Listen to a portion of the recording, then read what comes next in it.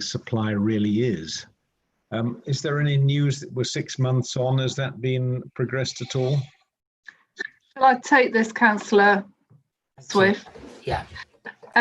We, again, unfortunately, COVID has kind of delayed our progress on this, but we have now created a brownfield officer post, and that post was specifically set up to do that more detailed deep dive and to work with our district partners to understand where that figure is in terms of those sites or numbers that are moving forward, but also getting into the detail of those sites that aren't moving forward.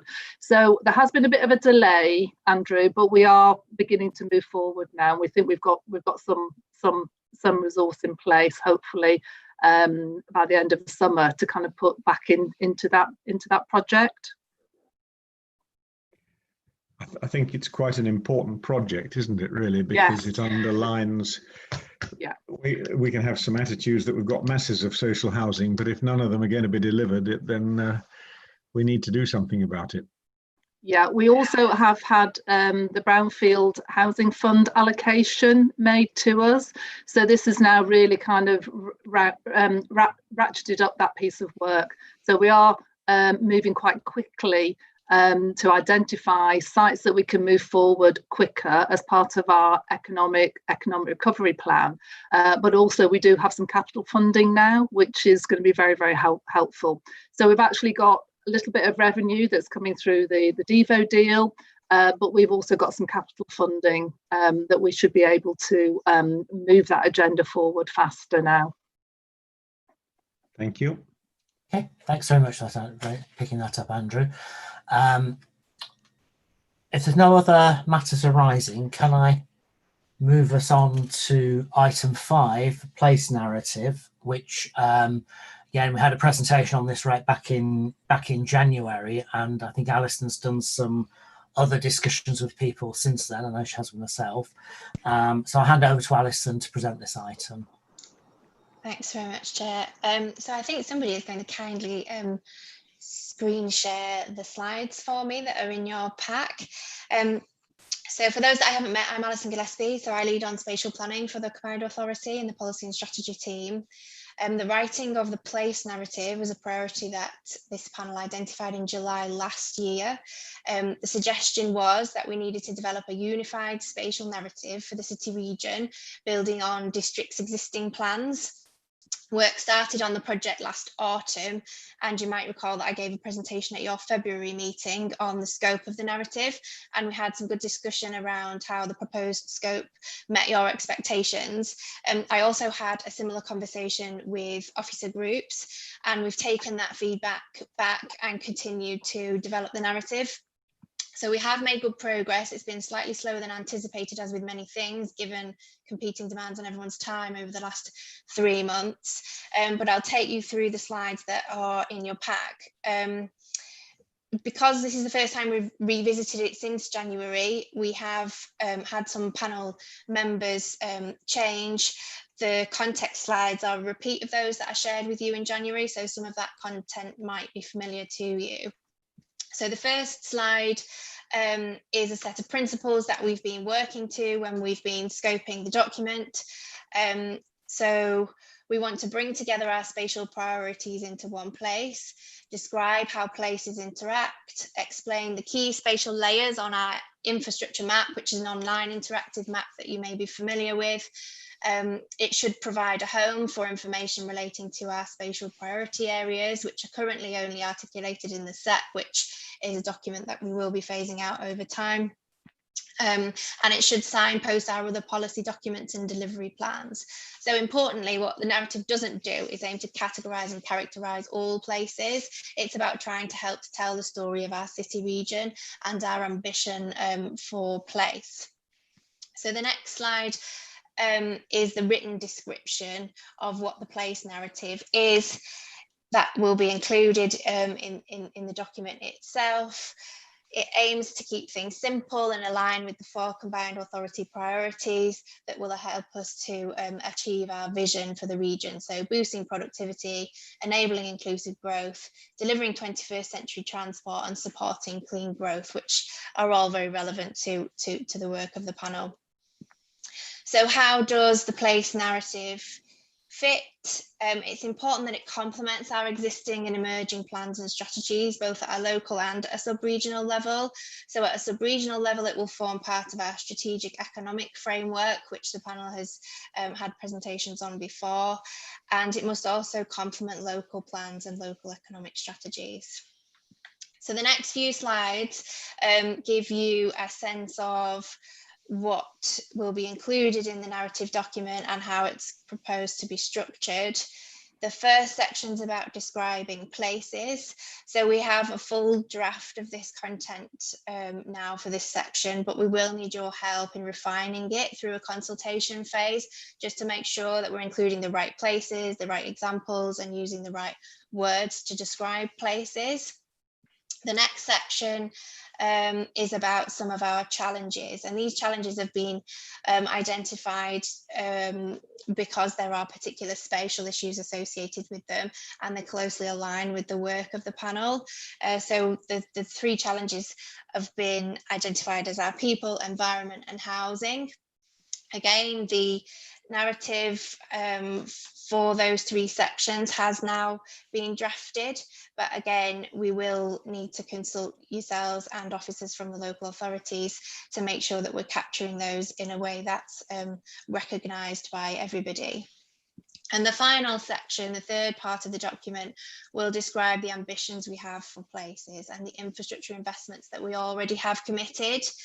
It'll focus on strategic cross-boundary levels, so the areas of work that the combined authority is leading on in particular. And we're still drafting that section, but hoping to have that done in the next 2 weeks.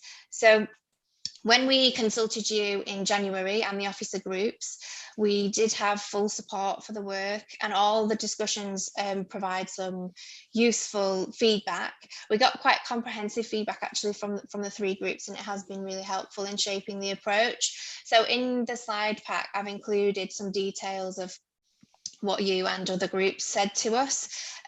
So hopefully that some of that will be familiar to you if you were involved in that session in January. I'm not going to go through that feedback in detail. If there are particular points in there that you'd like to pick up, do ask a question at the end or use the chat function. But just to draw your attention to a couple of points. So we had a detailed discussion about the audience for this document, which is obviously an important question. So we've reflected on that again with our communications colleagues at the Combined Authority, and we are clear that this narrative is a layer of economic policy rather than a communications or a promotional piece. So it will include a significant amount of evidence on the spatial challenges we face around jobs and the environment and housing, because that provides the context for the investments that we're making in infrastructure. So again, we can pick that up again if you want to discuss that further. And then the second point I sort of wanted to make around the feedback was that from some of the comments that were made, we've sort of changed the approach to how we're going to draft this document. It's now being produced as a story map, which is an interactive online document. It uses GIS software. So what that allows us to do is include quite detailed mapped content, which is interactive, so the user can direct themselves to the bits of information that they're particularly interested in, and it also allows us to include more content and potentially keep it up to date as new information emerges. So we did make that change to how we're approaching it in consultation with this panel. 3 of the panel members volunteered to have a more detailed look at the story map tool and participated in sort of one-to-one sessions, and those were really helpful and gave us some great insight on how we can make the most of the tool, and also how to embed some of the local content that already exists into the document. So thank you to those panel members who participated in those sessions. So the next 2 slides are just, sorry, if you just keep going down until there's a slide with some images. There you go. So these two slides are some screen grabs of the work that we've produced. So these are the emerging online narrative document, and I've included those just to give you a sense of what the document will look like. The second slide gives an example of the types of maps that we can create. They're quite simple, but they do allow the user to navigate through the city region to areas of interest and sort of select on some of the content. So that's the progress that's been made to date. So the final slide just gives you a sense of what we're working towards to get this document concluded. So as I've already mentioned, we're aiming to complete the rest of the content for the infrastructure section in the next 2 weeks, at which point we hope to be in a position to share this through August and September with local authority officers and panel members to refine what's included in the document and make sure that it's a reflection of everybody's understanding of our places. So we will most likely be able to provide you with temporary login details so that you can review and explore the content in your own time and provide any feedback. And then we've also got the meeting on the 14th of October of the panel, which we're targeting for a discussion and a feedback session around the work that's being done. So that concludes the update. Happy to take any questions on the information that's been presented, or if you want to ask any questions after the meeting, happy to have some one-to-one contact or do any further sessions with panel members that haven't yet seen the interactive document. Thanks very much, Alison. Just before I bring people in on the questions, just an apology to colleagues and anybody who is trying to watch the live streaming. I forgot to wait for the live streaming to start at the beginning, so I will just say for anybody who's following on that the items they missed were the apologies for 5 absences, the declarations of interest, of which there were none, and also confirming that there are no exempt items on the agenda, and I think also agreeing the minutes of the meeting back in January. I think the live streaming came on just as Andrew was asking his question about the Houses and Planning Commission. So apologies for that interruption. We've just done that so if people are watching the live stream, they understand what happened. Okay, I'll go for questions and comments. I think I saw Amir. If people want to either raise their hand or comment in the chat, I'll keep track of both. So Amir first. Yeah, thank you, Tim. Yeah, I was going to say it's the first time I'm seeing this. I didn't see it previously. I thought it was really well presented, so well done for that. I think there was a couple of things that I was interested in, and one was the distinctiveness of different places outside Leeds specifically, and how that would really sort of look like a balanced region, how that was going to come through.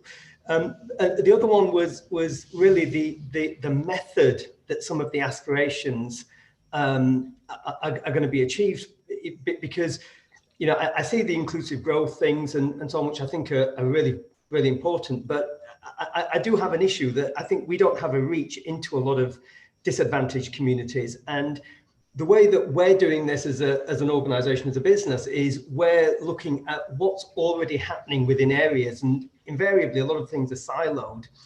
And how do we start to sort of bring things together? And I think that takes quite a strong understanding of what's actually happening on the ground, and how to sort of make marriages and how to bring things together to create different outcomes and expose things to different people who might not otherwise come to know of it. And I guess an example of this is, we're speaking to Waterstones.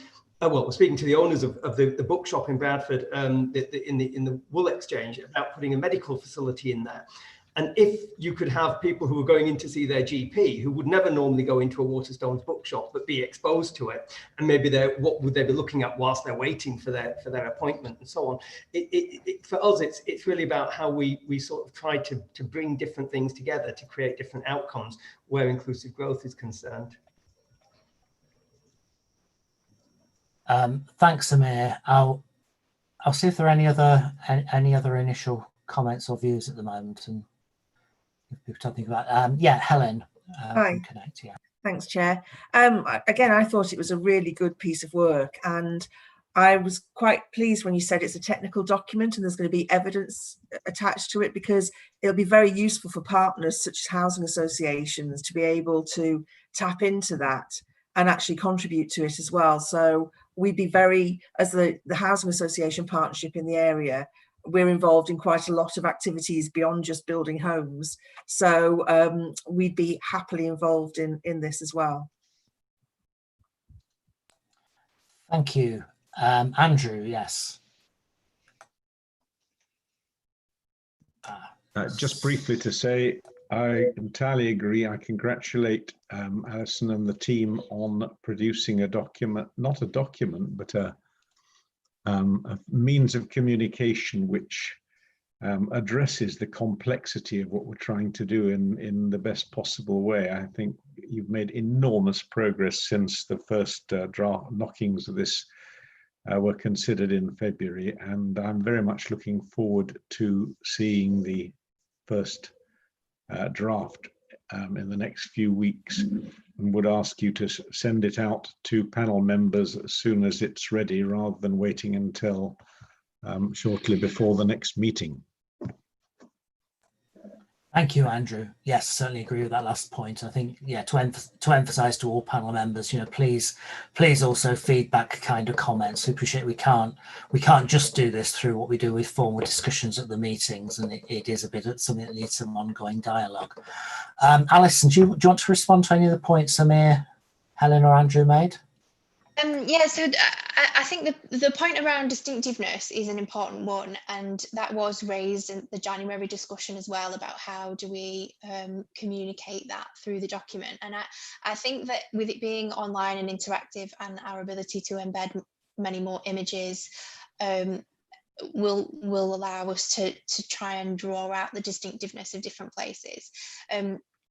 And it sort of also links to that point that was raised about disadvantaged communities and how might we do something differently. So as we've been drafting the narrative, many of the threads around disadvantage weave together quite well. So the evidence and the spatial picture of how our places have evolved, and the patterns of deprivation that has resulted in are quite strong.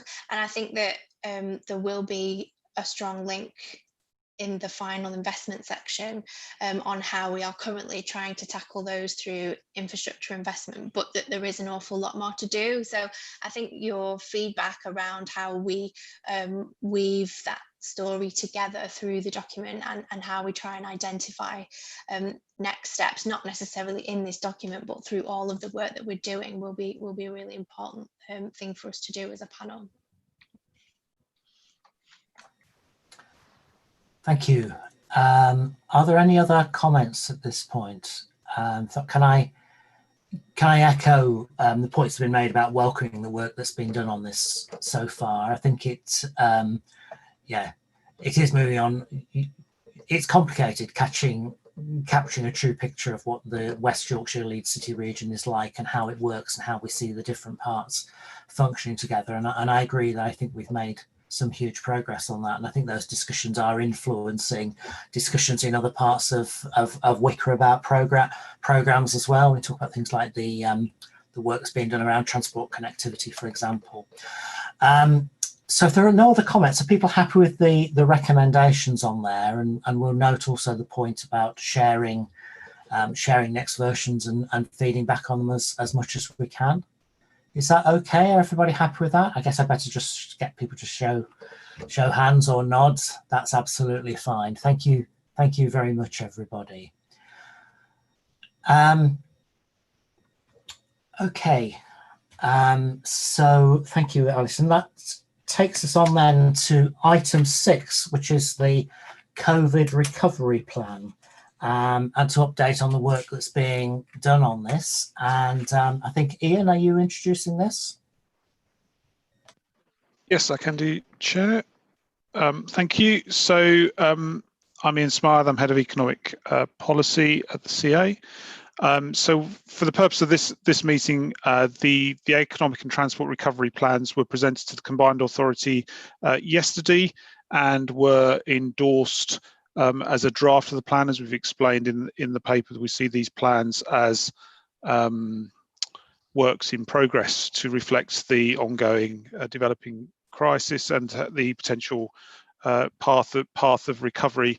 For the purpose of this meeting, we're focusing on the economic recovery plan, but links to both of them are in the papers.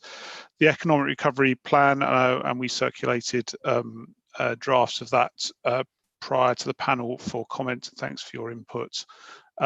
Is focused on 3 priority areas around jobs and what we need to do to create jobs through resilient businesses, skills and training, and accelerated infrastructure. The total plan in itself adds up to asks of about £1.11 billion,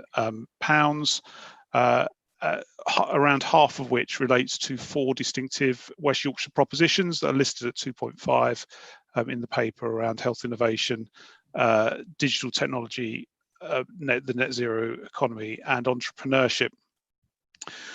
So they were endorsed in draft form at the CA yesterday, and the immediate next steps are twofold on this. Firstly, in terms of developing the plan, the CA and the leaders have asked us to do some further work particularly around culture and the creative sector to demonstrate how that can bring value to the economic recovery, and to draw links with other plans that touch on that subject.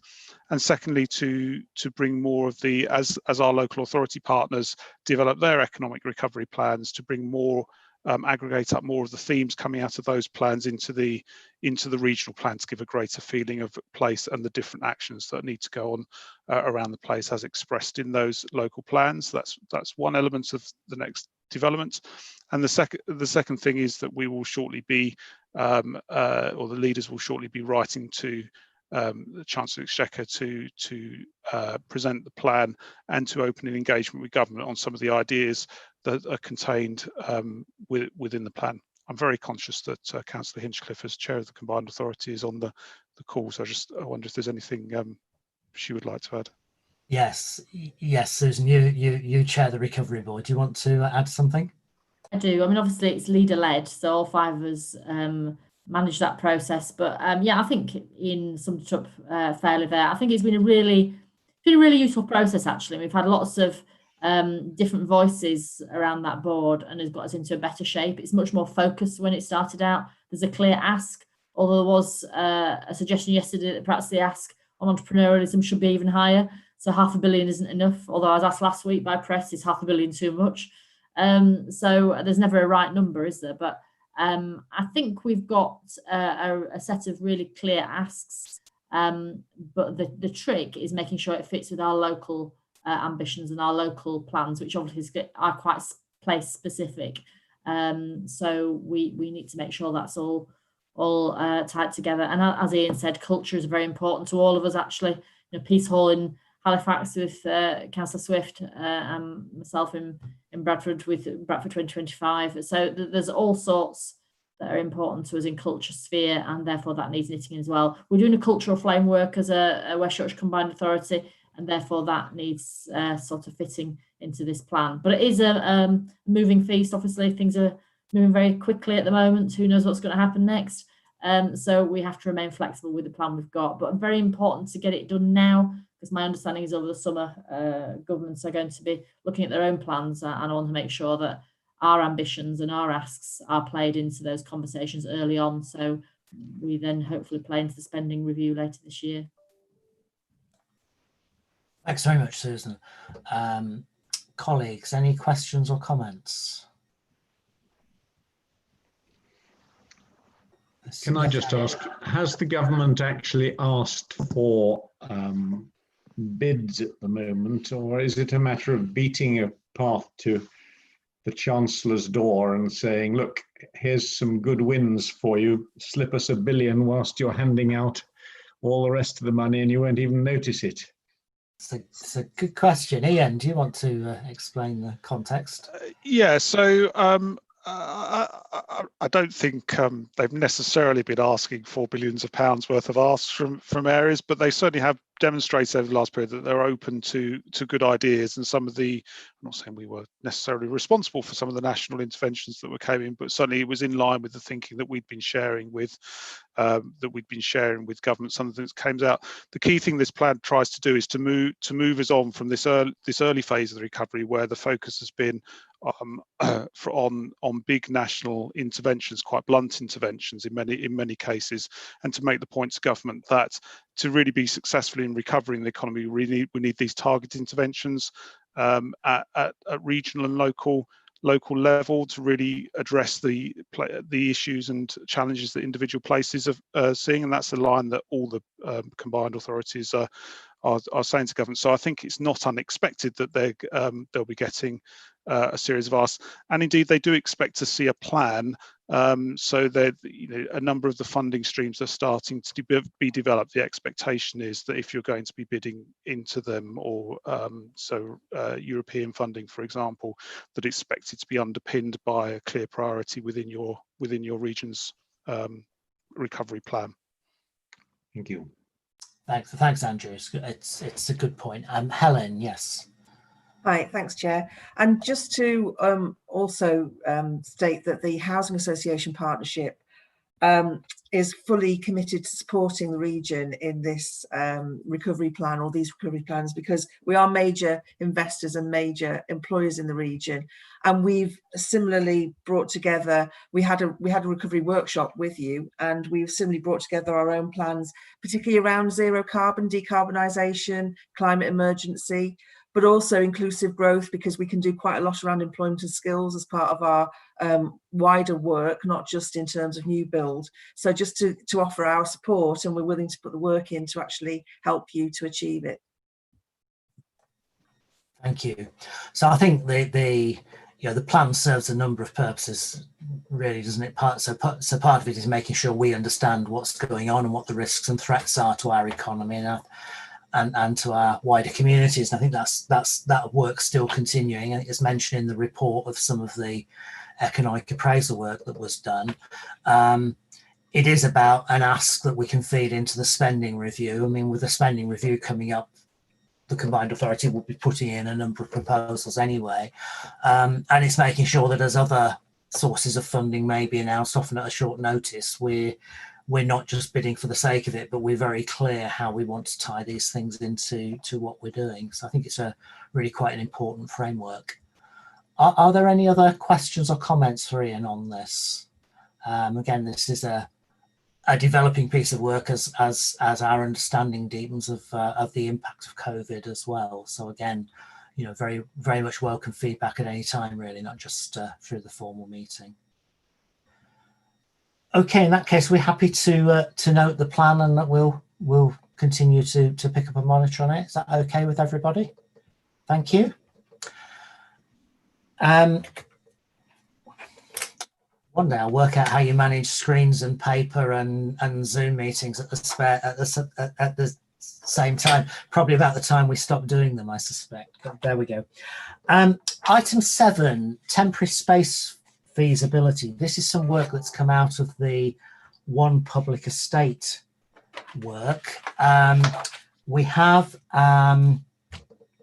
Toby Hahn from Creative Space. The consultants have done some work on this with a presentation. So I don't know if any officer needs to comment first, or I'll come straight to you if that's okay, Toby.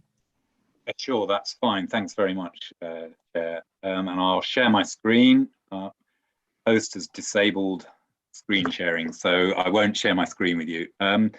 So just to run through very briefly, I believe that in your papers, an executive summary of the From Temporary to Transitionary report was circulated. And really, just to refresh your memory, this is essentially was commissioned before COVID, funded by One Public Estate, looking at the availability of public sector assets in particular, although perhaps making comment on some other voids in our town centres and town fringes and city centres. And the idea was to explore how temporary uses could be used to contribute not just to economic impact, but also to cultural value within particularly town centre and town centre fringe areas.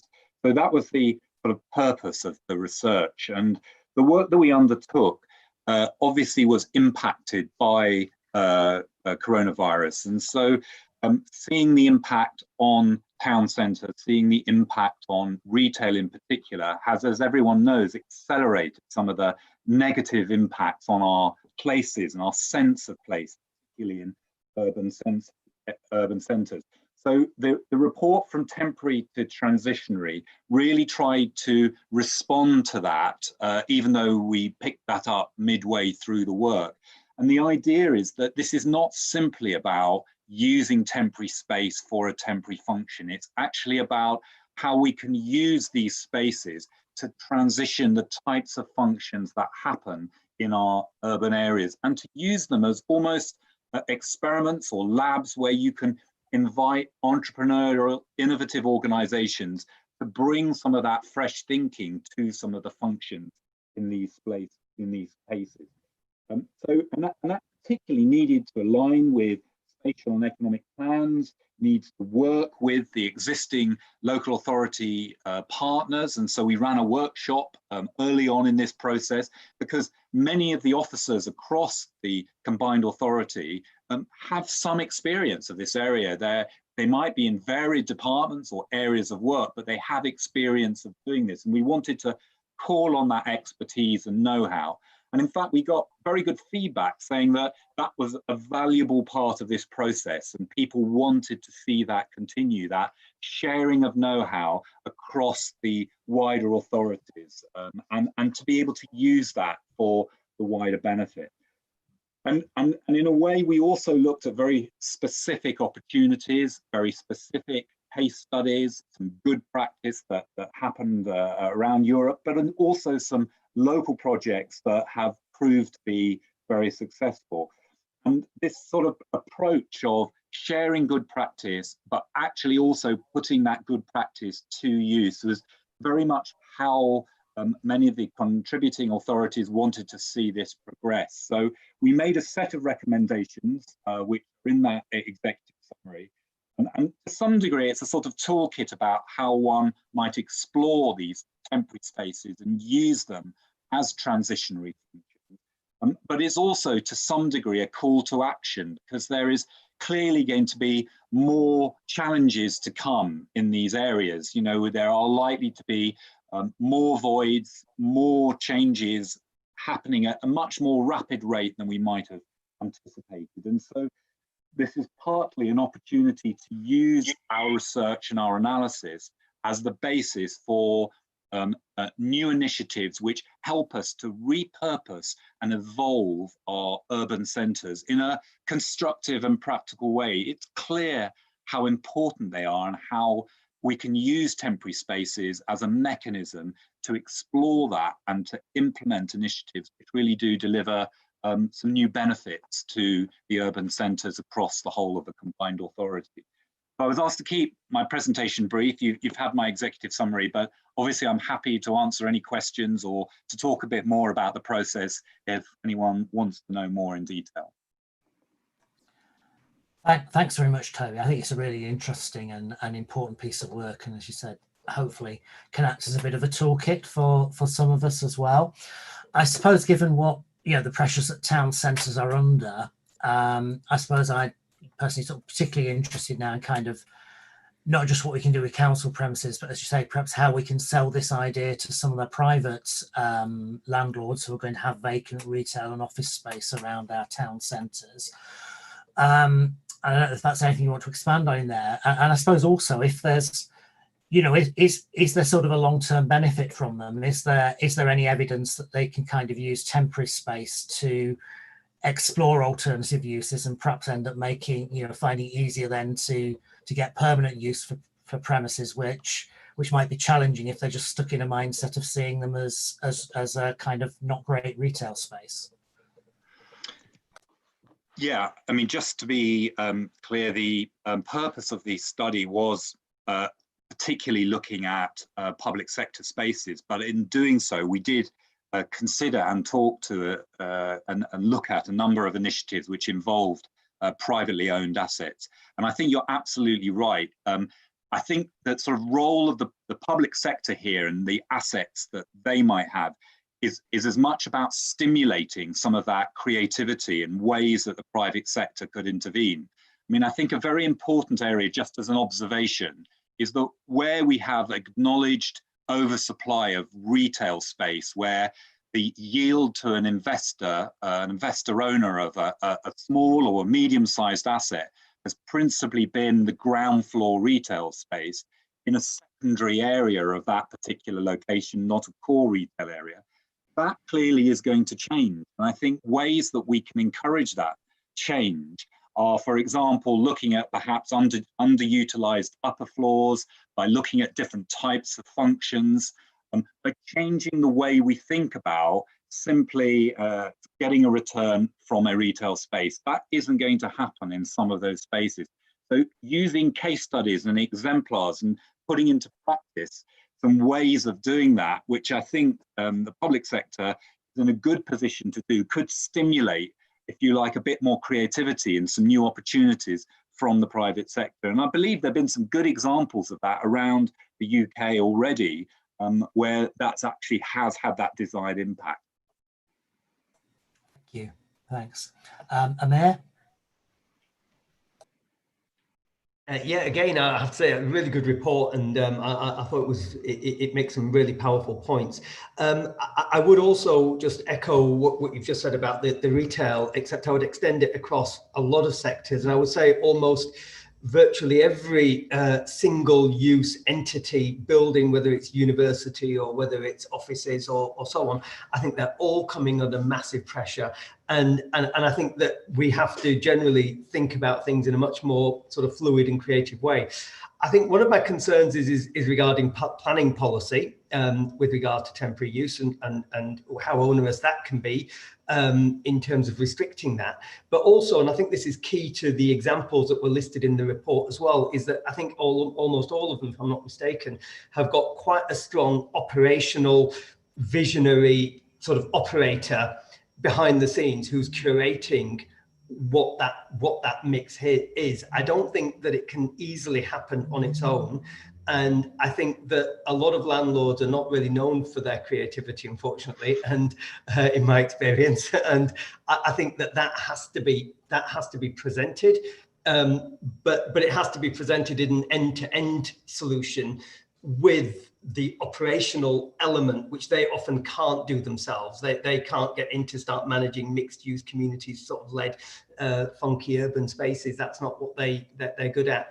And so I do think that we need to look at within the arts organizations and the sectors, who could we elevate and promote and equip and help to become that, so they become an anchor within these spaces that can then stimulate the other things. But that was just some points from my experience.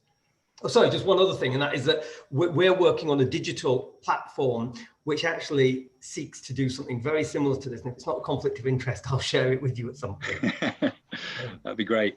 Chair, if I may, I mean, just to respond to that, I thought that that's a really valid point about the curating of these spaces, and actually doesn't necessarily need to have an arts or cultural element to it, whether it's if you like a sort of sports or social or voluntary sector use. It requires people to enable it, facilitate it to happen. And I think what you're describing is an intermediary organization that drives that works closely with the stakeholders, local authority, private sector partners, fill that gap and make it happen.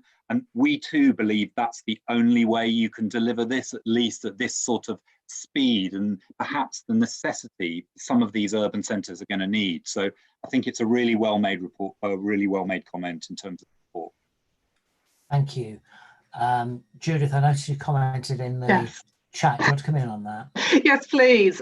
In terms of the next steps, we would like to move this project forward, and just to let panel know that we have attended a One Public Estate kind of regional event.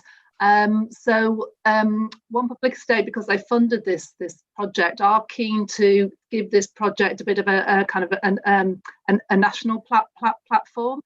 I think timing wise, obviously for not good reasons, the project should be quite helpful, and certainly a number of other One Public Estate partnerships have contacted us for a copy of the report, and they're looking to connect their towns teams to that work as well. In terms of next steps, we would like to move the project forward. We have got some One Public Estate funding, which the regional office are supportive of, and we want to move the project forward in terms of producing a pipeline, but also producing that kind of expert advice and somebody that is able to give that kind of support and that specialist advice, both to public sector owners, but also to private sector owners. As public sector, we are through economic recovery, we're looking to experiment, to try different solutions. Some of it will work, some of it might not work, but this will hopefully give a pipeline of projects whereby we can begin to experiment a bit, and we can begin to understand where things will work and where things won't work. So that's the next step that we would like to move forward with quite quickly now. Thank you. Because the other useful connection with this is that we have across West Yorkshire and the city region a number of towns that have got various forms of towns funding. So again, that potentially gives some resources to tap into and feed this into part of the thinking as those plans develop as well. Exactly. Yes. I just immediately thinking about how to rewrite a bit of the Halifax bid. Yeah. Anyone else with any comments on this? Andrew, yes. Sorry, I'd missed you. Yes. Can I just ask, and it's an open question to which I don't know the answer. Is there an issue where we need to bring on board and up to speed the councillors in our various planning authorities who are controlling the planning committees, to make them aware of the importance of showing flexibility in granting temporary planning permissions? I mean, I don't know what sort of national initiatives there are or whether it's down to common sense, but traditionally it's not always been easy to get planning permission for temporary uses, and there have been a lot of restrictions put on them. These reports, which I commend and I think are excellent, underline the importance of being able to move quickly and flexibly.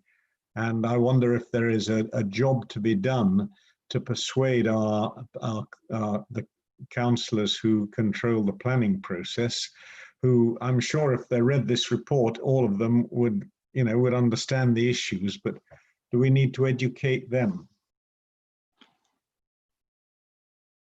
Yeah, I guess perhaps a reassuring answer this. So we did a piece of research where we sort of looked at a whole set of literature, and there's been a very, very detailed PhD, which is effectively a very large document on planning approvals for temporary uses. And this was done in core cities, not London, and it's relatively recent. So 2017 was the period up that it included to, but it was looking at a 5-year period prior to that. And its conclusion was that actually planning permission is not the key barrier to innovative uses, or indeed to sort of more commercial uses. And there are two categories of temporary use. There's a sort of signage or if you like, a quite standard a car parking application. But if you like the more creative, curated uses, it was very rarely that they were stopped by planning constraint. And it was much more to do with capacity of organizations to manage, to actually take the risk for a short period of time. So our research showed us that, and it's not to say that there aren't circumstances in which planners, there can be a barrier, but it's not the primary barrier. Primary barrier is actually ensuring that the organizations and the people that deliver these temporary uses have enough time to get a return, however that's quantified. It's not necessarily in money, but it's in the period of time they're able to deliver their services from that temporary use. So I think it's just about understanding that as long as you're facilitating the people with the ideas and the capacity to deliver, it's likely that we can work through the planning system constructively. I think the issue is one of capacity in local authorities in terms of the planners be able to approve those in sufficient time. So I think there is a time issue and a capacity issue to make those approvals in sufficient time. Thank you. Thanks, I think on this as well, Andrew, that we in terms of our work, we are very interested in kind of I think if it was kind of retail and leisure use, then perhaps, but we would want our work very much to be looking at those longer term transitionary uses. So that would be more of a focus on startups, creating more space for startup businesses, but also in terms of supporting the cultural creativity sector, which is going to be really struggling over the next few months and perhaps years. So looking at alternative uses whereby we can kind of support that sector in a very practical way, really. So I think we would have hopefully in terms of relationships with our planning colleagues, there would be a level of flexibility around any kind of planning concerns. But yeah, I think that's something that we would pick up in the next piece of work in terms of pipeline. But hopefully, as I say, I think there'll be a lot of flexibility out there over the coming months. Thank you. Thanks, Judith. And just to note the comment Alison's put in the chat as well about just mentioning this to the Planning Officers Network. Helen, yeah. Yeah, again, great report and actually quite exciting, especially with increased working from home. I think there's more potential now for some of the local town centres to actually reinvent themselves and have a local audience, which is brilliant. Obviously, I think time is of the essence because I think people are needing that sense of hope and vision for their local areas. And as a landlord of shops in Leeds City Centre, strangely enough, as a housing association, we've got 2 shops in Leeds City Centre and they have been vacant at times. And we've done this, but it was by serendipity. It was by us meeting up with someone who had a little startup that they wanted to try out, and then we got it together. So I absolutely echo that the enabling role of the local authority and bringing people together and showing the art of the possible is really important to this, because it was a great thing for us to do. I mean, we didn't get any financial return from it, but it meant that our property was occupied before, in between leases, and we were able to support a project. And this project was about health and well-being, and also making the town centre friendly for children, which I know is one of WYCA's. You've got a design person, Helen Foreman, who's got a special interest in this, and Leeds City Council led on this as well, about making places child friendly, because if they're child friendly, they're friendly for everyone. Absolutely. Thanks, Helen. I'm not seeing any more people indicating. I think from what he said, I think there's a lot of interest in taking this forward and moving on to the second phase. So people are happy that we agree to that, and thank Toby very much for the work to date and the presentation today. Is that okay with everybody? Thank you very much. Thank you, Toby. Sorry, doesn't help if I turn my microphone off, does it either? Okay, so item 8 is the emissions pathway update, and this is the work that's being undertaken to identify some of the options around our ambitions to be a zero carbon region. And I think that it's Jackie Warren and Noel Collins. I think, Jackie, are you going to start? We're going to present this item for us. Thank you. Well, thanks, Chair. Hi, everybody. For those of you that don't know me, I'm Jackie Warren, and I head up our Energy and Sustainability Policy team for the West Yorkshire Combined Authority.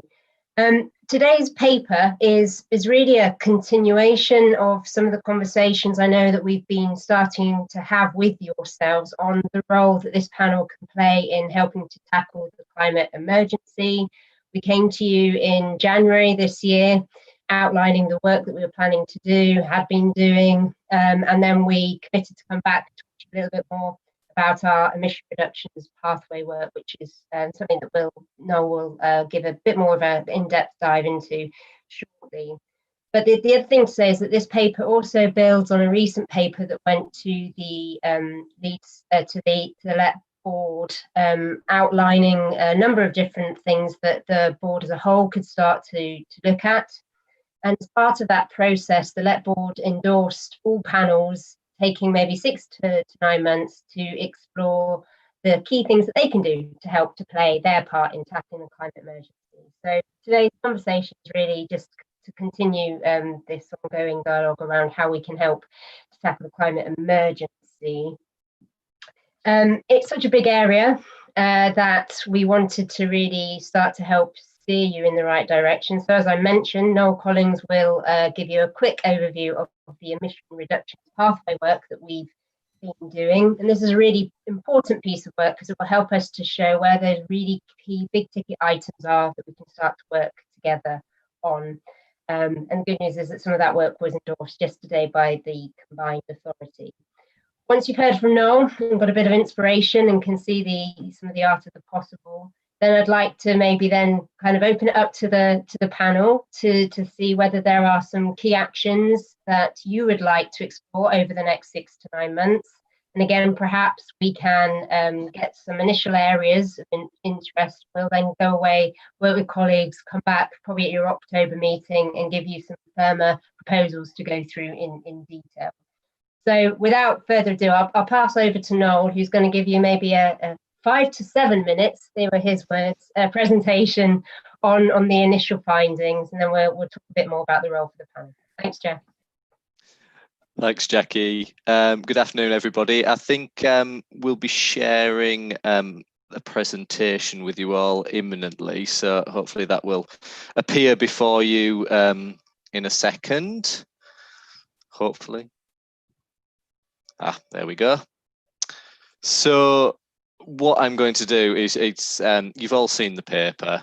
There's a lot of information in that piece of work, so I'm not going to cover off all of that. What I'm going to really do here is just give you some headlines about what the work is actually saying, some of the sort of key common activities that are really coming out of this, and then just talk to you very quickly about the sort of next steps relating to this project. So, headlines.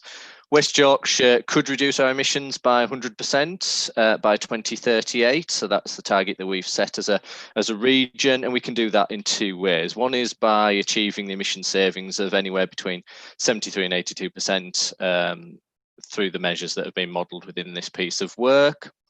And then we can achieve the final sort of 27 to 18% through a combination of increasing our ambition around specific areas. So a really good example of that is what we've seen as a result of COVID around people remote working. We think we've been quite conservative with what we've included in this piece of work previously. So actually we might be able to get a greater deal of emission savings as a result of things like that. But it also could apply through innovative sort of emissions reduction technology, so applications of carbon capture and storage technology, those types of things. So what this work actually allows us to do as a region is to begin to start on a pathway towards that net zero 2038 target, and to focus in the short term on a number of common actions that appear across all of the pathways that have been modelled. And I'll talk to you a little bit more about those in a second. But what we don't do at this moment in time is put our all our sort of money, I guess, on a particular horse when it comes to the pathways that have been modelled, because there's far too much uncertainty around some of the measures that are included in there. And we need government to make some really strong decisions around things like, I guess, decarbonisation of heat, but also a national policy for decarbonising aviation is another really good example. Just to highlight here that the results that are included in the papers are but the results of task 1. We've got tasks 2 and 3 of this study coming in future months, and they'll really build on what's come before in the pathways, and we'll be exploring that with stakeholders in a little bit more detail, and I'll come on to that. Next slide, please. So just to reiterate a few other key findings, really, it's really challenging to hit net zero within West Yorkshire because we're quite a densely populated region, and we have quite an urban area as well, and we have limited potential for things like tree plantings that take carbon in from the air, and that's because we have competing priorities for land. To get to where we need to be, we will need to achieve, we'll need quite a lot of funding support and policy change from national government. So I touched on that in the previous slide.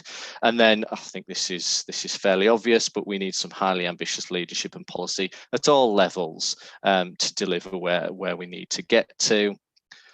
I'm not going to sort of dress this up as anything but challenging, and there are many challenges that need to be overcome here. But too many to go into detail here. Give you a flavour of what that might look like are things like rapidly building up the technology supply chain that is needed to deliver some of the scale of some of the measures that we're talking about here. Next slide, please. So I talked about selected common actions. So these are the things that are common across all of the pathways that have been modelled, and the things that we should be really concentrating on in the very short term. Now, I won't go through every single bullet point that's on there because we'll be here all afternoon, but I guess some of the measures that might be particularly interesting for this panel relate to reducing passenger travel by a minimum of 12% through home working, and we've seen some of that through teleconferencing and remote sort of working from home, but also that can be achieved through greater co-locating of housing with workplaces and amenities. Other areas which might be of interest include sort of retrofitting nearly 700,000 of West Yorkshire's homes with sort of energy efficiency measures, things like loft and cavity wall insulation. To put that into context, we have just over 1 million homes within West Yorkshire. Another sort of point that's particularly of interest is around the installation of heat pump systems. So we need to get to just over 300,000 heat pumps into our homes within West Yorkshire. We're starting from a very, very low base of just under 1,800 heat pump systems at the moment. We need to look at how we generate our electricity and how we do that through more onshore wind and solar. So we need to be looking at delivering electricity from those sources that could cover the power demand of 162,000 of our homes. At the moment, we just have about 50,000 homes that are provided by the capacity of onshore wind and solar in West Yorkshire. And then finally, we need to increase our area of woodland and forest by 420 football pitches. So that's 170 hectares. So that's an increase on the 9,500 hectares we currently have planted in West Yorkshire. Next slide, please. And then finally, what I wanted to touch on was just to give you a bit of a flavour of next steps in the engagement process that we're going through at the moment. So we've done up to this point some really intense engagement with our local authority partners around this piece of work. That culminated in the combined authority giving us approval yesterday to go out to a wider stakeholder audience with the findings of this. So that's twofold. We want to raise wider awareness with our stakeholders that aren't local authorities of this work, but we also want to sort of get our stakeholders to feed into the next stages of this work, which is around the design of the policies and the actions that actually need to be implemented to allow those measures to become a reality. Once we've done that piece of work, that'll all be collated into a final draft report, which should be ready for the autumn. And we then want to do a period of public consultation on that piece of work to gauge the appetite for the measures that have been identified, but also to really underpin the priorities for West Yorkshire going forward. I'll finish there. Brilliant. Thanks, Noel. Before I just pass over to the chair and open out for questions, I just thought it was probably just worth saying that, as Noel's outlined there, we would like to firstly come back to yourselves in October and summarise those results of that further stakeholder engagement. That will give you guys again some clear indications from those key actions, key policies that we'll be starting to kind of need to deliver and work with partners over the coming months.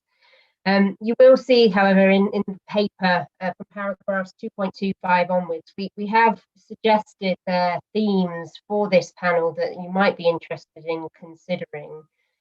You've heard there from Noel in terms of some of those big ticket items. That is by no means everything. That is some of the key things that we need to start to work on immediately. It's not going to get us to that net zero target. So the key really is that, you know, we need everybody to start to take action. So I'd like to really invite the panel to just maybe give us some initial comments, some initial areas where you think you might be interested in, and then we'd like to come back in October with the small results, and hopefully then that will give you a bit more of a flavour and some areas to start to really focus on in the coming months. Okay, thank you, Jackie and Noel.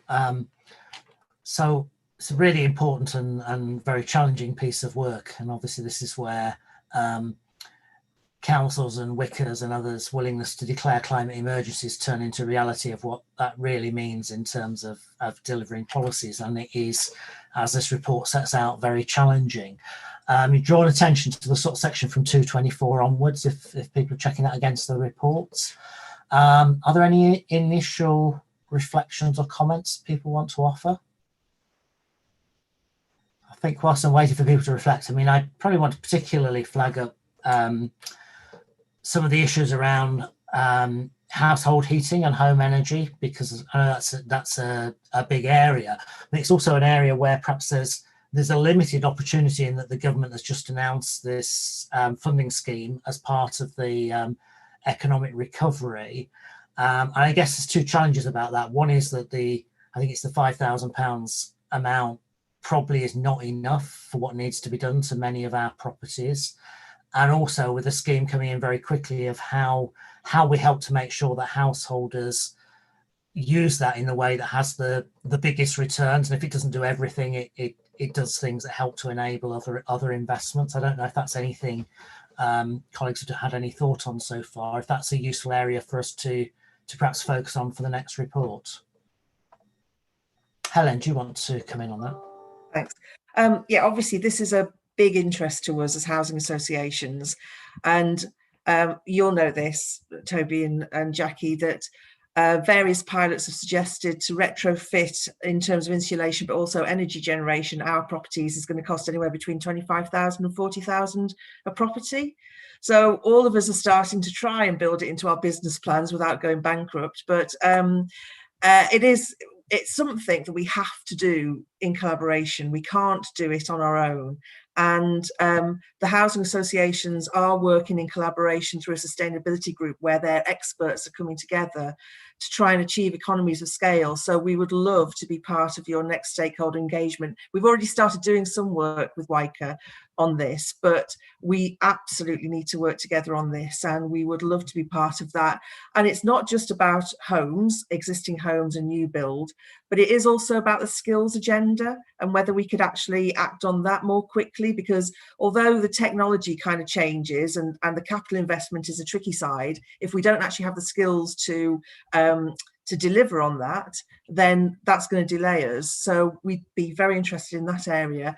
And there's also the whole education piece about, it's all very well putting all this technology into buildings, but if the occupants don't know how to make the maximum use of it and benefit from it, actually some of that could be wasted. So there's a whole area of work that we're very, very keen and chomping at the bit to actually get involved in. Thank you. Jackie, do you want to come, or no, do you want to come back on any of those? I mean, I think it's a great area. It's also a very sensible area, as you quite rightly have identified, Chair. The government has announced quite a considerable amount of money, 3 billion in total, including the green grants funding. And on top of that, some of you may or may not be aware that we've been doing an increasing amount of work with what's called the North East Yorkshire and Humber Energy Hub. So they're also expecting to get some further money from central government on something called the Home Upgrades Grant. So if you combine the recent announcements of the summer statement plus this Home Upgrade Grant, it's a huge area, energy efficiency. And actually what we as WYCA and with other partners are doing is we're trying to start to understand where our pipeline of projects are currently. I.e., do we have any, so that we are ready to take advantage of this money? And where we don't quite have a pipeline, what do we need to establish that? So again, we're doing some funding, as we're doing a study right now in terms of how do we start to really deliver the types of numbers that you saw in Noel's report, not just relying on central governments, looking at innovative funding models, and the results of that will be available probably actually by the time of your next meeting in October. So I'm quite happy to bring back some of that in terms of how we start to really fund some of this work. So yeah, lots going on. We'll try and bring a succinct report back on all of that for you. Thank you. Come again. Yeah, sure. Yeah, just to very much sort of touch on the collaboration side of things, Helen. We are absolutely delighted if you want to be involved in the next stages of that. The next stages are around a survey that's going out to all our stakeholders around design of the policy recommendations. So we'd very much welcome your input into that side of things. Thank you. Andrew and Lisa, are you indicating as well? For me, Andrew first and then Lisa. Just a quick question. When you're going out to consultation, who are the sort of groups you're consulting with? Am I right to come in on that, Chair, if that's all right? Absolutely, yeah. So it's a very diverse group of stakeholders that we're looking to engage with at this survey perspective. So the study is divided into sort of 5 sectors around transport, buildings, power, industry and land use and agriculture. So we're looking at stakeholders across both public, private and the third sector across all of those 5 sort of sectors. So it's quite a diverse group. On top of that, the public consultation, obviously, that is going out in the autumn side of things will be even broader still, and we'll be looking to get even the general public's input into that, sort of different sort of ethnic groups, BAME groups, those types of things. We'll be asking to make sure that we're representing those views within the work that we're doing as well. Thank you. Thank you. Lisa? Thank you, Chair. Several things really. We've done some of this work in Leeds already. We got ERDF funding and we've proven what we can do in terms of retrofitting some of our private rented sector, voice quality housing in some of the areas of highest deprivation in the city. We've used that to inform our kind of shovel-ready bid to the government to be able to expand on that at pace and at scale. We're also looking at crowdfunding, working with Abundance around crowdfunding opportunities for Leeds citizens to invest in local benefits to the climate and to local citizens, which we know will also tackle fuel poverty and help to narrow health inequalities. So there's all of that obviously around kind of the benefits of the retrofit side of things in particular. But I just kind of wonder how this sits alongside the government's announcement around the changes to planning regulations, permitted development rights, changes in use class orders and conversions, for instance, of office buildings. So while we're fighting on one side to try to tackle the climate emergency and tackle existing poor quality accommodation, the likelihood that we see a sudden growth through the relaxing of planning regulations in the number of poor quality accommodation in our cities and towns. Thanks. I don't know if any who's best placed to pick that one up. It's certainly a concern. Jackie, do you want to pick that up? Yeah. Yeah. So yes, we're very aware of some of those problems and conflicts. We have been feeding in where there's been consultation from government on some of their proposed changes. We'll continue to do that, continue to lobby for further support from the planning process for these things.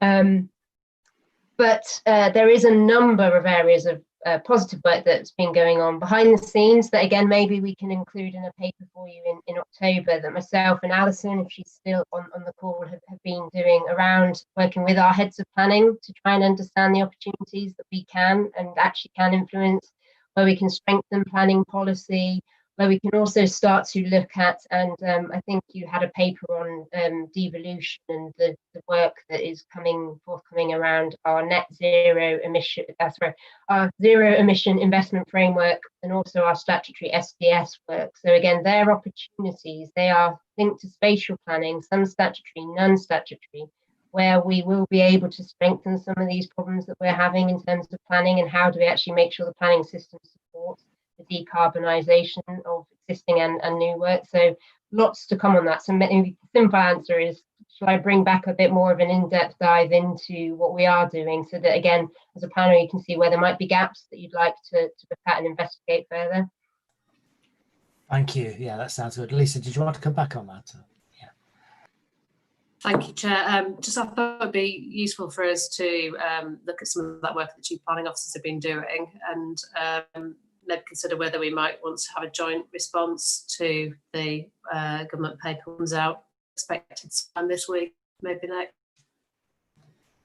Thanks. Yeah, that would be helpful. I think we should get a WYCA response to that if we can. It's a concern.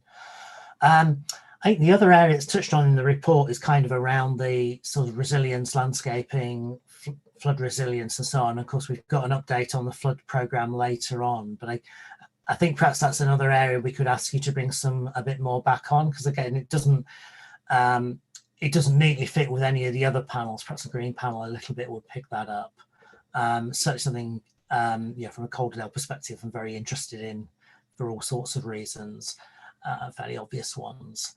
I know in the introduction you talked a bit about the transport issues, but where the Transport Committee is doing its own work on kind of zero transport, isn't it? So I don't think we necessarily need to get reports and replicate that work, but perhaps those two areas of kind of how we make our housing more energy efficient and how we use some of the opportunities around the natural landscape and flood resilience and upland management to improve them. Would people see those as a good choice for this panel to focus on? Do you see us as missing anything if we do, Jackie? Or no, I think I would add climate resilience in communities is a huge area. If you look at energy efficiency, flood risk, the two areas are really good starting points for both of those. Okay, are people happy with that as a way forward? Is there anything else, anyone else I've missed? Yeah, Lisa, do you want to come back? Yeah. Sorry, just wondered if anybody else in any of the panels are looking at local energy generation, or is that I don't know if it's covered by one of the other boards or panels, or whether that's something maybe we should look at as well. Jackie? So the Green Economy panel has historically looked at that, and that's why we've ended up with things like our energy accelerator, which is supporting kind of low carbon. But there is absolutely no, from a planning perspective, this panel probably does have a lot of additional things to add to some of that. So if I try and weave that into the paper, perhaps that'd be useful. Okay, yeah, thank you for that. Susan, were you indicating? Yeah. Jackie, have our biomethane plans? Sorry, Susan, you broke up a bit then, so we didn't really hear you. Sorry, just to Jackie, you talk about alternative fuels. Are you aware of our biomethane plants in Bradford? Biomethane. Biomethane, yeah. Cute, yeah. Yeah. Oh, sorry, I'm struggling to hear that. Sorry, I think there's something about biomethane there. In Bradford, we're doing biomethane plants. Oh. So yes, I am aware of that. Aware. Good. Okay. So I think that's given three broad areas to bring back for the next meeting. So people okay if we welcome the work and ask for that further report? Is that okay with people? Thank you. Thanks very much, both of you, for that presentation. Just find my next item. So I think the next item is Statement of Common Ground. I think, Alison, you're going to introduce this one? Yeah, thank you, Chair. So the Statement of Common Ground is appended to the short paper that's in your agenda pack. So the statement was developed in partnership with all the local authorities in the region, approved at the Combined Authority meeting in December 2018. So the statement sets strategic on which partners agree that are relevant to plan making. It's a requirement that's set out National Planning Policy Framework. We have a statement, so in the NPPF, and the purpose of it is to support joint working where planning issues need to be addressed by more than one authority. So, as I say, the appended document is an updated version of the original statement that was drafted in 2018. It's been updated to reflect changes in our strategic policy position. There is a commitment statement that we'll look at it annually to see whether there is a requirement for it to be updated, and the conclusion this year was that it very much did. So the main changes include an updated position on housing targets. So it's a specific requirement in AF that must include our joint position on housing growth. So there's an appended table in the statement that includes everybody's position, and those figures will be provided by individual authorities, and the relevant wording is being applied where those are draft figures. So there's also some updates within the matter in which we agree. So on page 7, item 20, we've included a matter relating to planning for an integrated mass transit system in West Yorkshire, and then items 26 and 27 outline commitments to tackling the emergency, because our declarations have been made since the first version was drafted. So as I say, the document's been updated in partnership of the authorities that are signatories to the statement. Members have provided input directly in the updating progress, working through the chief planning officers, and that the document that's included in the pack has now been signed by the appropriate member for each local authority. What we will look for today from the panel is endorsement that the statement can proceed to the combined authority for approval and a signature by the combined authority. But I'm happy to have a discussion around any of the matters that are raised through the statement. Thank you, Alison. That was, I didn't always hear that very clearly. I don't know whether that was my connection or yours. So, oh, okay. Apologies. That's okay. It's one of those things, isn't it? But I think hopefully people got the main elements of it, that this has effectively been signed up to by most of the individual authorities. So although formally we need the WYCA to sign up for it, amending it's quite challenging. Yeah.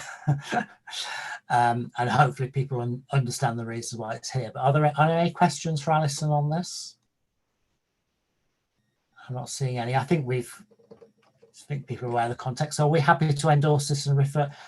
It needs to be passed on to the combined authority formal for approval, doesn't it? So yeah, okay, please. So we all agree with that. Thank you. I'm seeing nods and hands. Thank you very much. Thank you, Alison. Item 10 is flood risk management update and pipeline refresh. And I'm just checking. I think it's Justin. Justin Wilson. I think you're introducing this first. If you're Justin on the call, yes. Yes. Seen you. Yeah. Okay. Apologies. Thank you, Chair. So yes, this provides just a bit of a broad update on some of the Combined Authority's flood risk management work. So just conscious that it is something that falls within the panel's kind of remit in terms of reference, but we haven't done much on it to date. So this is just a broad overview, kind of broad noting, but some discussion from the information that's given in the item today. And so there's three really. So just an update on what we're doing in terms of the Leeds City Region flood review. And then a bit of discussion around our capital pipeline, both our existing pipeline and what we're doing to kind of leverage some additional funding in the future. Just check that everyone can hear me okay, because the last couple of lessons were a bit difficult. About the point where you said, "Can everybody hear me okay?" It stopped completely. But if it starts to again, I'll turn my video off. But if not, I'll just continue as is. So in terms of the background, we work in partnership in the kind of flooding arena. It's quite complex, but it does bring a lot of skills and kind of perspectives to the table. So we work obviously with the Environment Agency, and we've also got our district partners. And also, from a more regional point of view, we've got the Yorkshire and Humber Regional Flood and Coastal Committee, which does give us that national footprint in terms of some shared learning, but also some quite strong governance teams, which does work really well in terms of bringing partners together. And obviously, the other one I've missed out there is Yorkshire Water as well, who, and along with National Trust, do contribute quite a lot to the partnership working. In terms of our main involvement, that really did kick off from the 2015 Boxing Day flood events. So a number of years ago now, but that did really bring for the issue of risk the region in some areas, but also from a broader perspective in terms of us all having to kind of deal with that issue in some shape or form at some point in the future, unfortunately. So that really did galvanise the partnership. And also, obviously more recently, the issue of climate change and moving towards zero carbon, a hot issue for the authority, and recently in terms of the national news and its profile. In terms of the linkages between the two, the flood risk potentially will increase in terms of frequency and intensity of climate change, but also there's a need to building resilience through using natural flood techniques, as well as kind of the more traditional hard engineering techniques such as the weirs and the kind of the linear defences. And it's particularly those nature-based solutions such as kind of re-wetting areas of peat in the upland catchments, natural kind of methods to slow the flow of water in terms of leaky dams, again upstream, and also tree planting, which can assist in terms of urban cooling, carbon capture, and also from a flood risk point of view, water storage. So it does dovetail very well with some of the work that Jackie's mentioned earlier in that earlier item. So in terms of the flood review, as I said, that was kicked off by leaders and chief executives following the 2015 Boxing Day floods. It was one of the most recent major events in terms of flooding. So I think in the report there it notes it was £500 million worth of damage in terms of immediate costs, but also this kind of follow-on, knock-on costs that aren't picked up in that in terms of the damage to communities and their ability to be resilient and grow as well, which is sometimes missed. The flood review, it was published a year later in 2016. Again, strong piece of partnership working, and that included 19 recommendations cut across a range of areas, but the three that I'll just note down in the report there, just kind of to broadly split it up, it was looking at the economic impacts of flooding, and there are a few bits of work that we're on at the moment, area which we'll in a second. Our efforts and approach to emergency response and the recovery phase. So that's in terms of kind of actual flood messaging when there's an event taking place, and also things we do around the business grants through the LEP services in terms of Henry Riggs' team, which you might have come across. And then thirdly, there's the planning, risk reduction and mitigation sector, which does quite heavily the self and rigid umbrella hear from in a second, do some of the capital schemes, and also across some of the areas that Alison is on in terms of special planning and building in flood resilience and flood resilience kind of thinking into future development plan processes, just in terms of thinking about that over a long-term time frame. So I think it's fair to say across the 19 recommendations of the review, they're all extremely challenging, making good progress on them, but some of them are immediate things that you can do and they're complete, whereas some of them are more iterative. So particularly some of the ones in terms of educating or enhancing our provision for flood wardens and also the messaging. And that's something that we've now realised that needs to be re-established and refreshed on a periodic basis, not limited to the fact that staff just turns over, and some of those linkages and opportunities are lost, but sometimes things just move on in the world in terms of digital communication and things. So it is a kind of an ongoing process. So it's not about kind of ticking them off and getting to 19 complete recommendations. It's just making sure that they're at the forefront of partners' minds and that they're being pushed through in terms of as a priority, and that's maintained. Because it's quite an old document now, but it's been around for a few years. So there is a part of my role that's about kind of just re-establishing that, and obviously this session is part of that as well, so in terms of making sure it's still front and centre. So in the report, paragraph 2.6, I've just noted down some of the successes that have flowed from the flood review, and also some of the next steps. So I think in terms of the key successes, I think it sounds fairly simplistic, but it was quite a key thing to do. But in terms of the governance group we set up, so that's an officer-led group involving chief highway officers across the city region, partners from Yorkshire Water, National Trust, CA officers from delivery and policy, and that's really one of the key working forums that we use to kind of go through a lot of the flood issues that we're facing, and we didn't really have that in the command before. So good thing for. And the other big completed early this year, refresh of the sustainable urban drainage guidance that we had, originally for a West Yorkshire footprint, but we refreshed that to cover the whole of the city region now, and move that forward in terms of some of the more technological things that it's pushing, and also enhanced it in terms of probably demystifying SUDS a little bit, because I think there was the view, certainly from some of the parts of the development sector, that it couldn't be done in some locations, whereas this document tries to pull out some case studies, and that's been quite well received by partners, and that's something that we're quite proud of.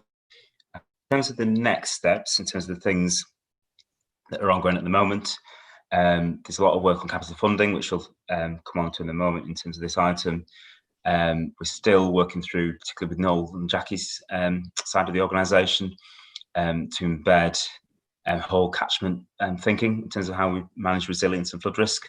And a lot of that is flowing through the green and blue infrastructure strategy, but there's also the bits that are ongoing at the moment in terms of more the policy and strategy work, that just in terms of joining things, making sure that narrative is clear. And then thirdly, there's an interesting piece of work that we're doing in partnership with an organisation called ICASP, who are again covering the Yorkshire and Humber footprint, and the EA, and the Combined Authority, and our local partners. And that's been led by two universities, so the Universities of York, and that's looking at how we can increase the ability of businesses to achieve kind of sustainable flood insurance. So one of the big issues for businesses in flood affected areas is they either have disproportionately large insurance premiums or a level of excess, or they just can't get insurance at all. And the issue historically has been that insurance companies haven't really taken on board some of the resilience measures they've put in place, to obviously try and bring the level of insurance down, but also increase the resilience.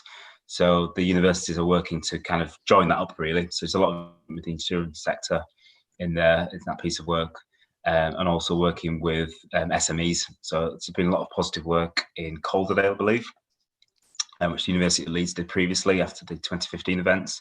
And this is about building up that picture and that evidence base into a bigger piece, with the insurance sector buy-in, to hopefully give them a bit more of an actual tangible benefit in terms of being able to illustrate they've done X, Y, Z, and accordingly kind of bring their premiums down, or actually get insurance in some cases.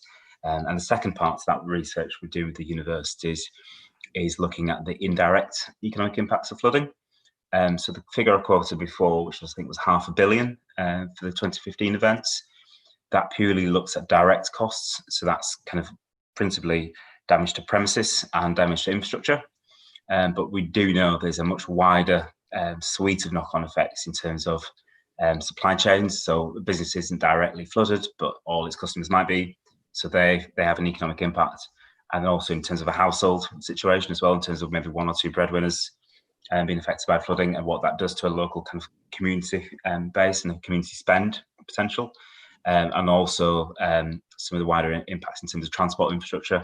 So the idea from this research is it will have basically a model which will allow us to quantify both direct and indirect costs from flooding events, the view and using that with government or another body in terms of amplifying the cost benefits of investment in flood risk management infrastructure.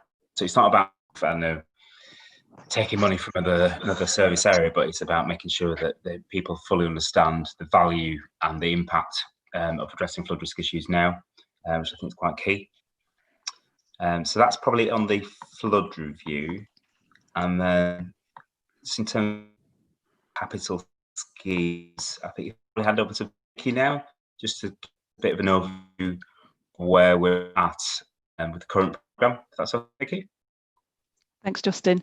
So I'm Vicky Dumbrell, Programme Manager in the Delivery Directorate of the Combined Authority.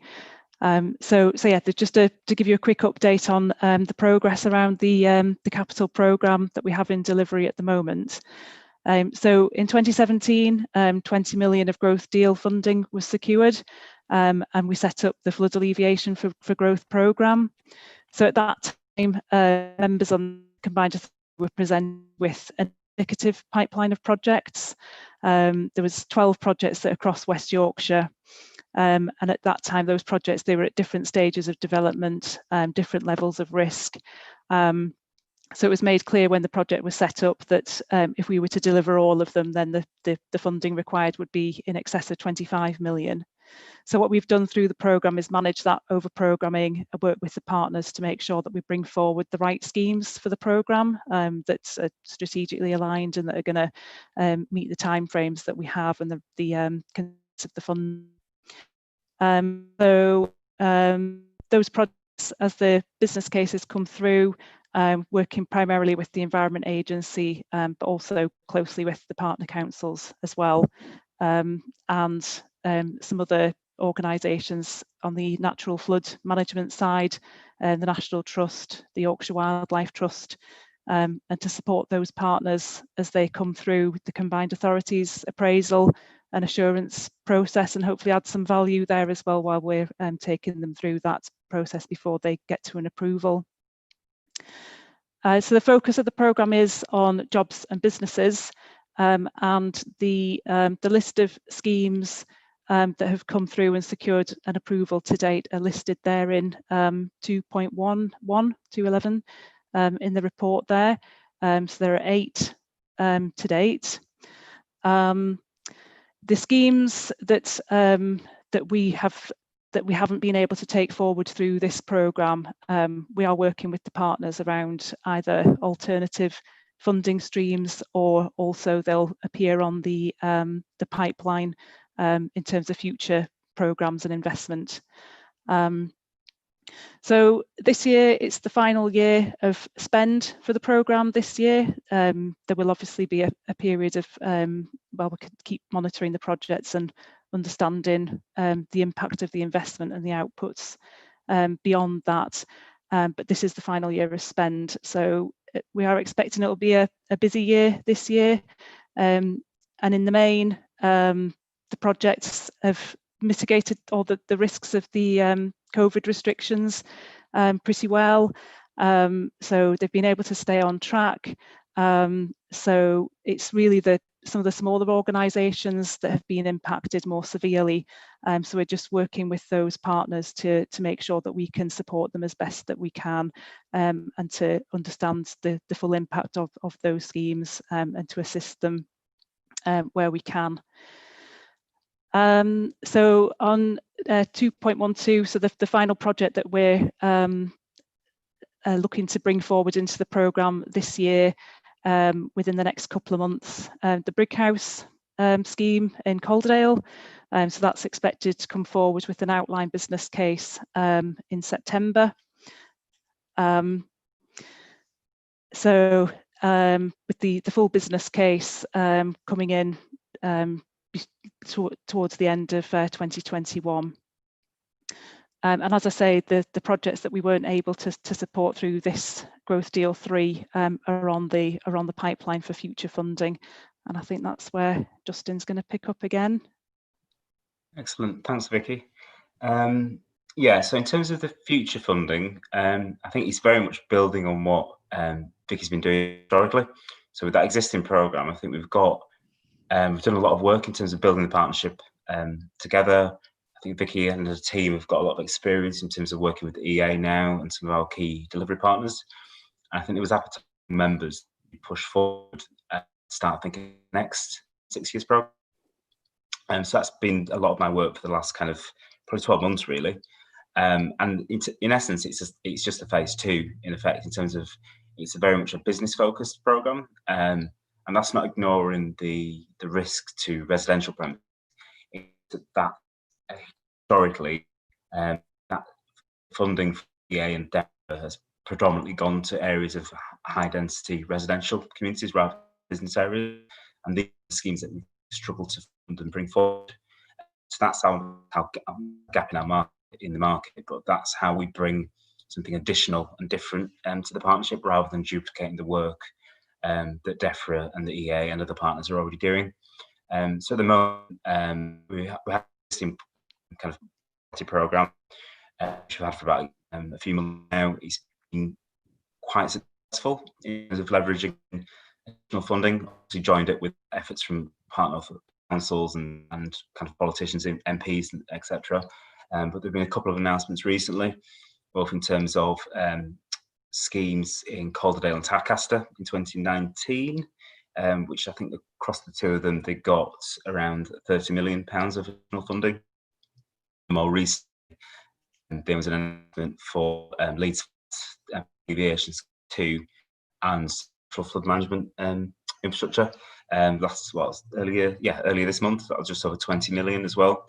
So again, they were all schemes that are on our priority programme that we've been using to engage with government through spending review, consultations, or direct engagement through some of the departments, for example, and also politicians, in terms of local MPs. So I think it's key that we kind of move this forward now.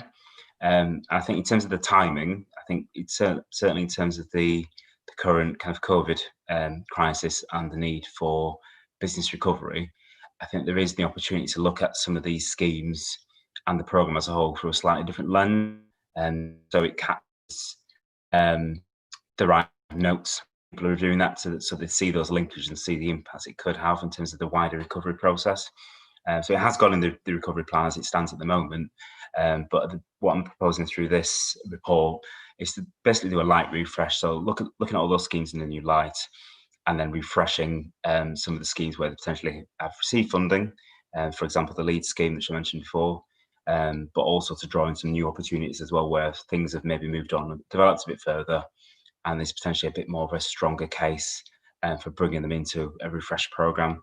So the idea is that the principal kind of governance of that will be through our what we call the Senior Flood Officers Group, which is an officer group with chief highway officers, managers in attendance, and some of our public and private partners, and then using the existing governance through the West Yorkshire and potentially North Yorkshire flood risk partners, which I think have member representation from all the districts as the principal body to kind of agree those.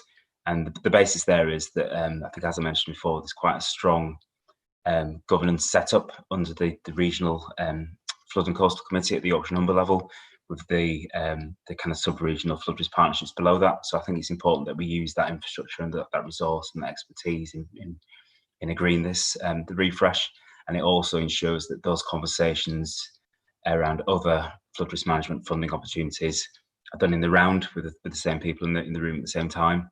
So we can really join that up and make it clear where we're adding additional value. So there's nothing really concrete to show you today, but I think as things move forward and refresh the program. I've had a call for new schemes or refresh schemes out with flood managers for the last 2 weeks, and so they've all landed as of yesterday. So myself and one of the officers in the team will be looking through those with Vicky in delivery, and then look for money, look at their outputs, and then presenting that to the flood risk partnerships. And then there'd probably be like an email notification to yourselves, just to let you know where things are up to with that, and then giving you the opportunity to feed in any views in terms of how we should be prioritising or looking at those schemes potentially.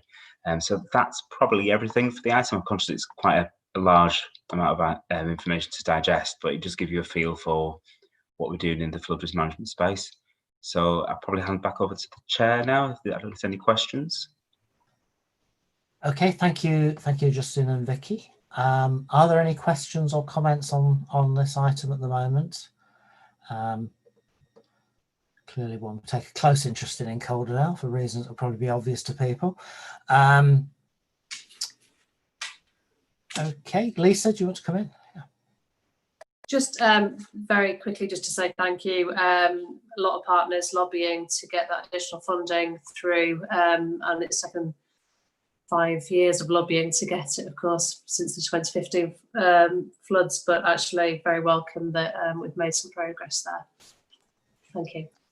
Yeah, thank you. I mean, it's been a critical funding stream for ourselves. We have quite a mixed programme, and it is very much a pipeline and constantly a case of stitching together funding from different sources, and the growth fund money has been an important part of that.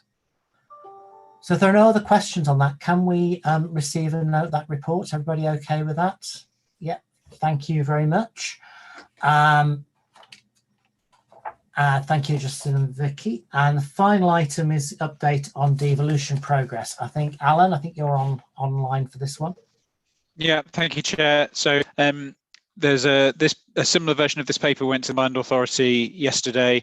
It gives panel members an outline of where we have got to and some of the progress that we've made across a number of the streams. It gives people a reminder of the headline figures. So it was a £1.8 billion deal across a West Yorkshire geography with an election next May. Since had confirmation of funding in a number of the streams. So we've had some funding allocated for implementation of the adult education budget. We have had funding allocated through the Brownfield Fund, which Judith is going to say a little bit more about in a moment. We have had this has actually gone to Wakefield technically, but it was money secured through the deal. We've had £200,000 to support the Yorkshire Leaders Board, and we have completed the consultation, which finished about 10 days ago now, with 4,500 responses from all across the region. We're currently analysing those and we'll be submitting reports to councils towards the back end of August, beginning of September. And the next step will be for them to submit a summary of those responses to the Secretary of State, and also any changes that we want to make to the proposed arrangements for the mayoral combined authority.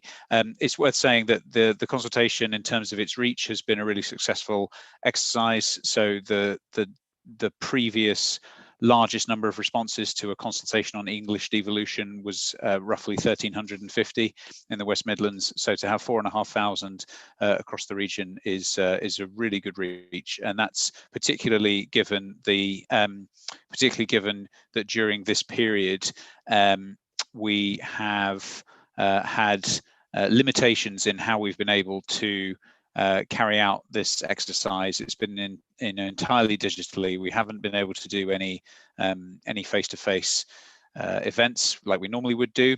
So in order to compensate for that, we have carried out an exercise of accessing people who are digitally disadvantaged by partnering with a well-known polling survey company who have supported us in sending postal surveys to people who have otherwise not been able to access the consultation. So it's been very successful, I think. we are now in the process of getting Mayoral ready as an organisation. So there are a range of things that we need to do internally in terms of setting up new systems. We're also preparing for the devolution of a number of the key work streams. Some of these are outlined in the paper. So in summary, the adult education budget, when it's devolved, will mean that we will then be responsible for procuring £63 million a year's worth of training, which will require a large amount of procurement and contract management and so on.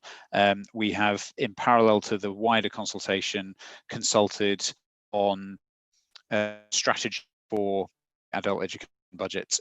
We've had a good response rate from colleges and training providers to that. The devolution deal gives us access to a £4.2 billion national fund for city transport systems. This is only open to mayoral combined authorities, and this money will from 2022, but before we will need to use a business case, and that's likely to focus on mass transit.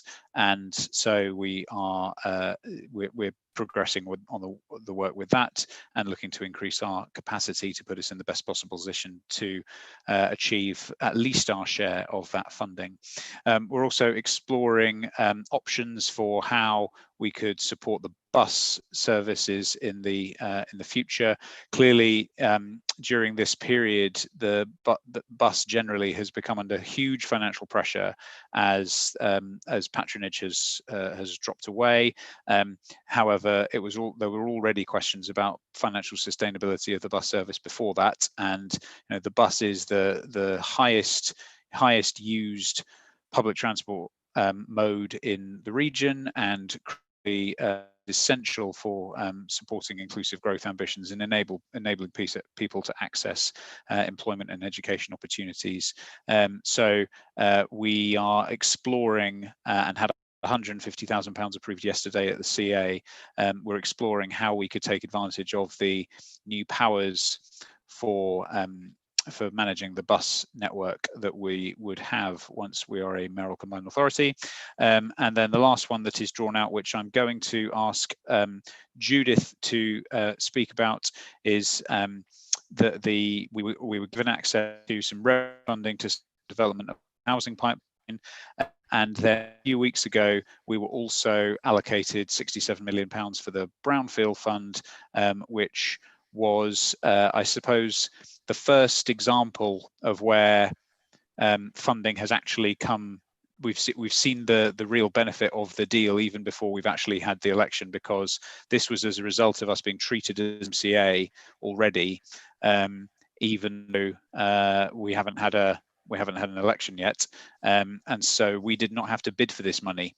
The government allocated £400 million to it, and we got our per capita share of 67 million, which is great. So I'm going to hand over to Judith for her to say a little bit more about those two housing elements. So thanks, Alan. Thank you. Yes, we were delighted, and we did a lot of lobbying behind scenes, really, to encourage MHCLG on the back of the experience of the Housing Infrastructure Fund, not to allow that 400 million to go to a bid process, but to allocate it directly. Hopefully they did listen to us, and we were able to influence that decision. We have got a letter now that confirms the 67 million, and it also confirms the spend profile.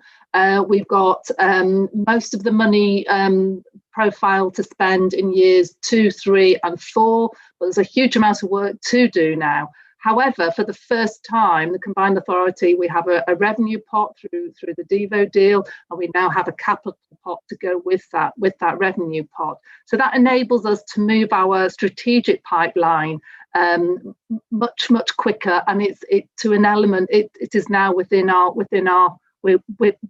control. We were already on with moving the pipeline forward. We're trying to accelerate as quickly as we can now. One, because we have the funding available, or we will be in funds hopefully by the autumn.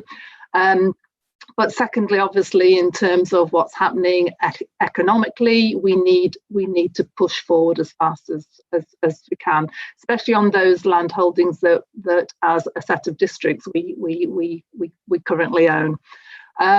So we're working very quickly with our district partners.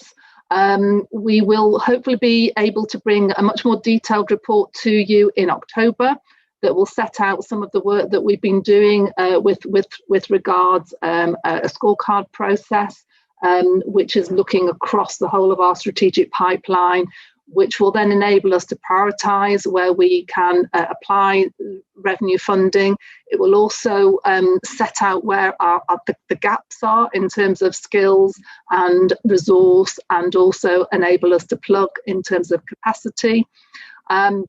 And through that, that will enable those projects to move into our assurance process, but much more swiftly, and we can move them through and get them then allocated into the capital. So there's a huge amount of work to do over the next 3 to 6 months. We have some spend to allocate this financial year. So we are doing a lot of detailed work